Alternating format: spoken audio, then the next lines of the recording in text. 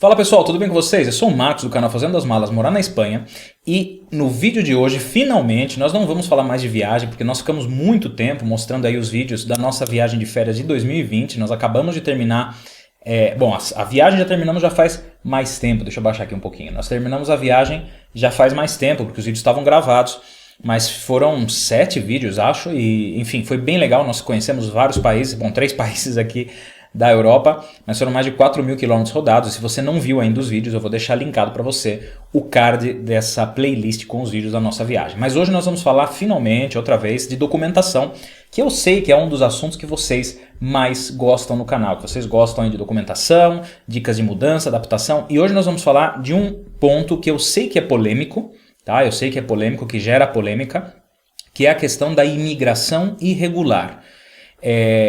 Várias coisas podem dar origem a um imigrante irregular, um imigrante sem papéis, tá? Desde uma decisão pessoal em mudar de país, ir para outro país como turista, ou ir para outro país com algum tipo de visto, já com a intenção de que esse visto caduque, ou de que a permanência de turista caduque, e ficar a partir de aí de uma maneira irregular, desde de problemas humanitários, tá? Que infelizmente a gente tem vivido muito ao redor do mundo, tem vários problemas humanitários espalhados aí pelo mundo, incluindo, por exemplo, no Brasil mesmo, a gente tem a questão da Venezuela. Então nós sabemos que falar sobre imigração irregular é tocar numa questão humanitária e é tocar numa questão bastante delicada, ok? E eu quero falar para vocês principalmente sobre o aspecto que é você decidir ir para um país, tá? Você não está indo por questão humanitária, você não está indo por questão de refugiado, decidir ir para um país sem papéis, ok? Vamos deixar bem claro, houveram outros tempos aqui na Europa e houveram outros tempos aqui na Espanha, houveram tempos de bonança, de fartura aqui também. E houveram tempos onde para uma pessoa vir irregular e se regularizar era muito fácil, tá? Tem alguns youtubers que vieram nessa época e aí tá o canal deles com a experiência que eles tiveram e realmente era muito fácil.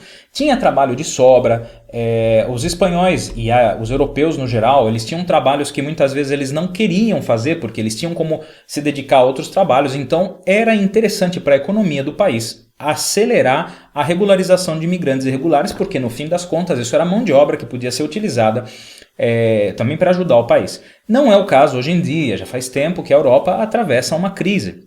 E os efeitos, as consequências dessa crise até agora. E agora veio a questão do coronavírus, que paralisou as economias.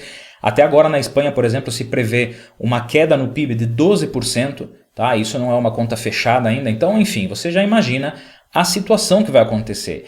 E, obviamente, somado a isso, a crise humanitária que tem no mundo inteiro, a União Europeia tem discutido muito nos últimos dias a questão da imigração irregular. E, obviamente, aí eles estão tratando mais da imigração irregular por questões humanitárias. E aí entra o que eu quero comentar com vocês. Se mesmo em questões humanitárias eles estão revendo os conceitos da imigração irregular, aí nós podemos imaginar qual vai ser o critério deles para questões que não sejam questões humanitárias, que não seja para um pedido de asilo político, um pedido de asilo por problemas que ponham em risco a sua própria existência, né?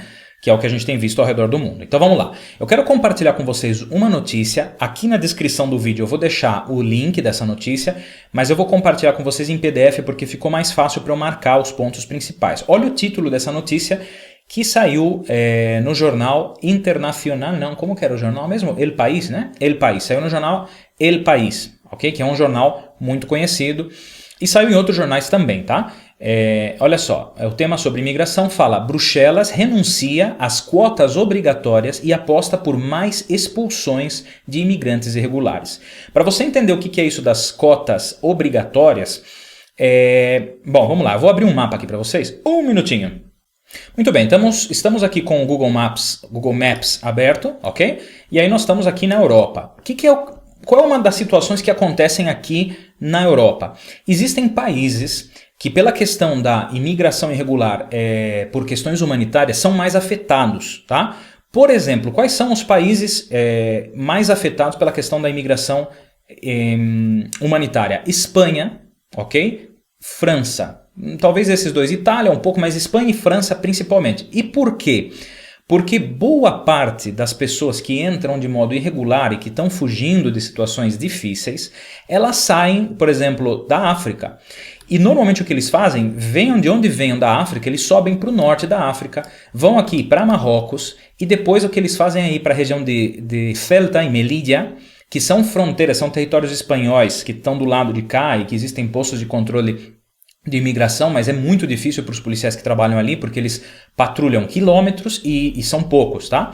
E aí aqui eles se metem nas pateiras, que é como chamam aqui, os barcos pequenos, até em boias, enfim, botes infláveis, e cruzam esse mar. Então, obviamente, normalmente eles vão parar, na sua grande maioria, na Espanha, e alguns que saem de outras regiões aqui da África vão parar aqui em cima, na França. Então, o que acontece é, Espanha e França apresentaram já, faz muito tempo que eles comentam com o bloco europeu, que os dois países estão numa situação de desigualdade dentro do bloco europeu. Por quê? Porque, obviamente, a imigração, seja por qual razão que seja, pela razão humanitária, pelo que seja, a imigração ela gera custos, principalmente, claro, quando é uma migração irregular.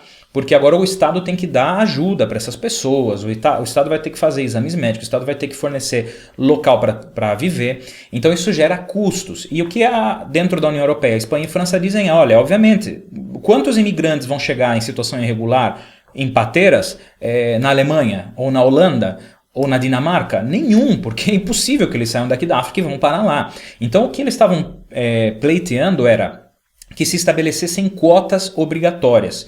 Ou seja, que os países da União Europeia dividissem entre eles a acolhida humanitária desses imigrantes. Aí vocês viram aqui na notícia que Bruxelas renunciou a essas cotas. Ou seja, Bruxelas já disse, olha, não, as cotas obrigatórias sem pensar, impensado. E outros países também apostam pelo mesmo, tá? E o que eles querem, na verdade, é aumentar a expulsão de imigrantes irregulares, ok? Aí o que eu vou destacar aqui para vocês? Olha, algumas coisas. Primeiro eles falam, diante da insegurança ou da incertidão, que a essa altura, né, na segunda onda do Covid-19, Bruxelas deve procurar a ratificação dos fundos para a reconstrução econômica. Ou seja, a principal preocupação da Europa agora é a reconstrução da economia nossa.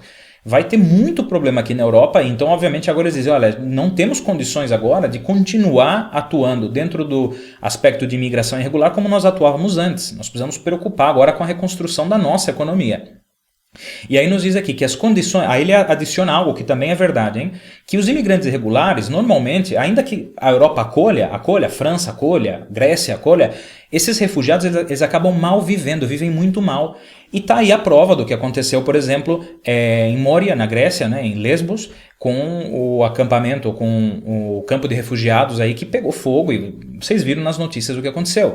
Então eles dizem que o antigo sistema para lidar com a imigração na Europa já não funciona, né, sustentou a presidenta. Moria é um duro recordatório, uma dura lembrança disso. E aí o que acontece? A Espanha pede cotas obrigatórias, como nós falamos, por causa desse problema natural, que claro, a maior carga de imigração irregular chega aí. E aí países que são mais nórdicos, estão mais ao norte, eles a Polônia, a Hungria não querem, recusam as cotas as cotas obrigatórias.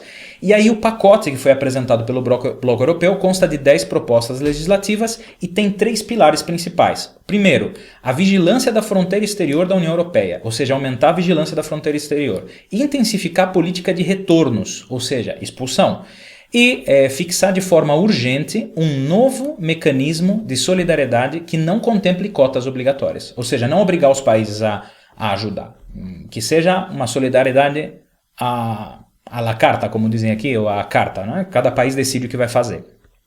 E aí diz que o sistema proposto por Bruxelas está enfocado em impedir o acesso de imigrantes irregulares e também conseguir ou lograr a sua devolução desde uma etapa temprana, cedo. Às vezes eu me confundo um pouco os idiomas. Ou seja, devolver o antes possível imigrantes que não tenham direito a estar aqui.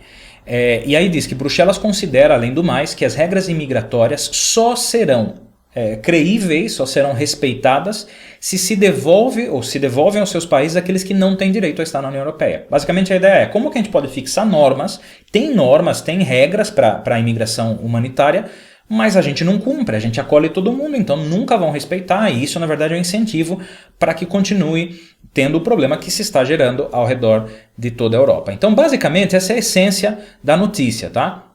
E agora eu queria deixar bem claro para vocês o seguinte, porque esse assunto, por que eu digo que é polêmico? Porque muitas vezes quando a gente fala disso, as pessoas já vão dizer, que sem coração, que não tem piedade, que não tem... Mas as coisas a gente tem que tratar desde um lado emocional e racional de maneira equilibrada.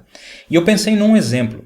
Imagina, por exemplo, que você tem a tua renda familiar, tá? Tem a sua família. Obviamente, você como pai, como mãe, você cuida dos seus filhos, você cuida da sua família, você tem que alimentar a sua família, alimentar você mesmo, cuidar da sua casa.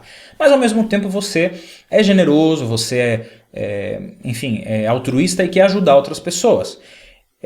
Você não põe pessoas dentro da sua casa. Né? Se você quer ajudar, você doa para uma instituição que vai distribuir cestas básicas, ou você ajuda com uma instituição que sim, essa instituição acolhe essas pessoas. E ainda que alguém talvez tenha, sei lá, uma casa muito grande e fala, eu vou criar aqui um abrigo para pessoas que não têm onde viver. Ainda assim ela precisa de dinheiro.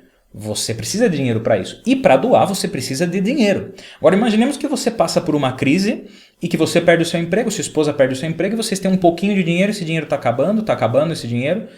Vai chegar um momento que, gostando ou não, você vai ter que pensar, bom, agora eu estou numa situação em que eu tenho que cuidar de mim. E isso não é ter falta de amor. Você chega num momento agora, eu não tenho para comer, meus filhos não têm o que comer, e infelizmente eu vou ter que cortar essa ajuda. E ligamos para a instituição e falamos, olha, infelizmente eu vou cortar a ajuda porque eu não posso agora eu não posso ajudar. Então, isso é para tentar ajudar a ver que nem tudo é preto e nem tudo é branco. Existem escalas de cores aí no meio que precisam ser analisadas.